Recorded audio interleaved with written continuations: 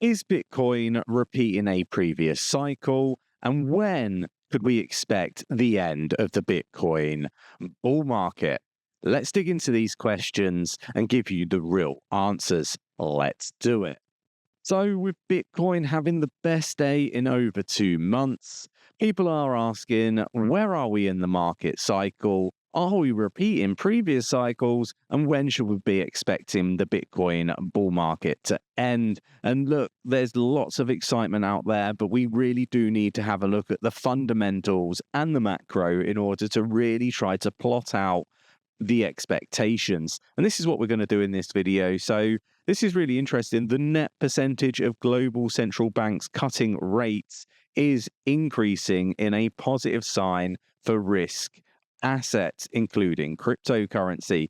So look, this is really interesting, to be keeping an eye on, and we do need to look at what we should be expecting when it comes to interest rate and what that actually means for the market. So BTC rose over 7.5% on Wednesday, capped its best performance since March 20. Weak US data strengthens the case for a Fed cut in September. So look, this is really interesting stuff, right? Because I do want to sort of come on to one of my biggest predictions, right? We've had a really great bear market when it comes to predictions, right? We're one prediction outstanding, and that is a Fed pivot, interest rate cuts, and what this means for crypto. So look, this stuff is really interesting, right? We got the BOE and the ECB are likely to cut interest rates in June, according to this article. And look, I do think that we are really close to seeing interest rate cuts, particularly from the Fed and other areas around the world, right? The Bank of England, for example. Things are looking really, really challenging. If we look at the UK, for example, since January this year, we've seen an 80% increase in defaults on cancel tax repayments, right? So look, there's things breaking. People aren't understanding what this means, but it does mean that we are getting closer and closer to interest rate cuts, particularly probably closer in the UK than it is the US. But it is close, right? And my prediction for over 12 months has been Q3 2024 for the Fed pivot. So we are getting closer, right? And, September, well, I mean, let's see what happens, right? I think we've got a really interesting time ahead. Now, my expectation is that we see a crash for crypto and stocks when we get that Fed pivot. So just be mindful of that. And then I think we go into the true bull market, right? And look, interesting stuff. But we've got, the repeat of the 2016 market movements for Bitcoin, history perfectly mirroring 2016, according to this analyst, amid a $350,000 price prediction for Bitcoin. Now, what is this trader actually talking about here? Bitcoin has repeated 2016 history perfectly, offering the downside wick below the bottom of its current reaccumulation range within 3-week window after the halving. So look, really interesting stuff. And obviously it went on a parabolic move to the upside. So look, this stuff, we should be looking at it. We should be taking it with a pinch of salt, because I think that the market is very different now to how it was back in 2016. So take this stuff with a pinch of salt. Everybody's looking to highlight, the different, cycles that we've had previously and how it mirrors it and what we should be expecting next. Now, we've got Kai here. We've got Bitcoin is in the middle of a bull cycle. Its market cap is growing faster than its realized cap, a trend that typically lasts around 2 years. If this pattern continues, the bull cycle might end by April 2025. And this is kind of what Nick and myself have been talking about. We have been talking about, going into 2025, expecting, the bull run to eke into 2025. Now, it's going to be really interesting with stuff surrounding the Fed pivot. What does that actually do for the market? When does it happen? Because, there's a lot of people saying that that's going to mark the end of the bull run.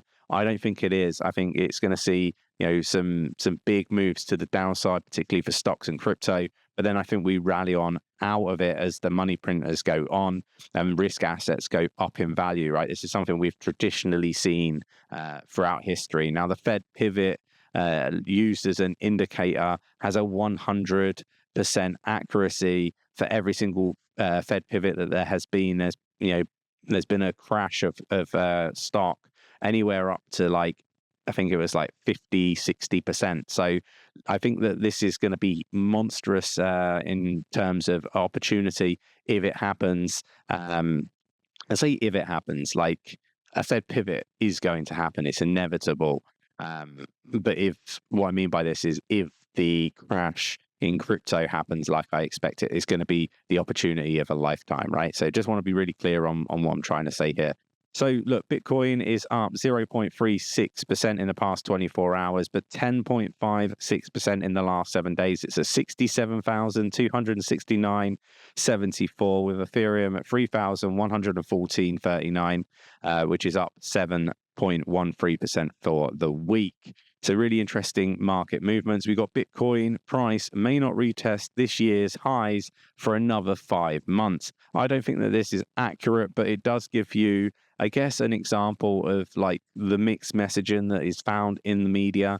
I think that there is one thing that needs to be taken from this article, though, is patience is the key. I see an awful lot of people talking about altcoins still being down this percentage and that percentage, and they look like ski slopes and all this nonsense, right? Patience, prevails in most cases. Like all boats will rise. I think this is going to be a huge, huge bull run. So, we've got to be mindful of what we read in the media. Influencers get a bad rap, but, I don't think the media outlets necessarily get the same scrutiny. We've got Coinbase shares sink 9% on report, CME to consider listing spot Bitcoin. Second worst performing among crypto stocks on Thursday. Again, really interesting. I think that there could be some really great opportunities when it comes to Coinbase if you're looking to get into shares. Largest corporate Bitcoin holder, MicroStrategy, added to key global equity index. Again, I think we just need to be monitoring this stuff. I think it's rather interesting that we see, what's going on with MicroStrategy. I think a sign of future things that we could see for other businesses. So I'm always keeping an eye on MicroStrategy.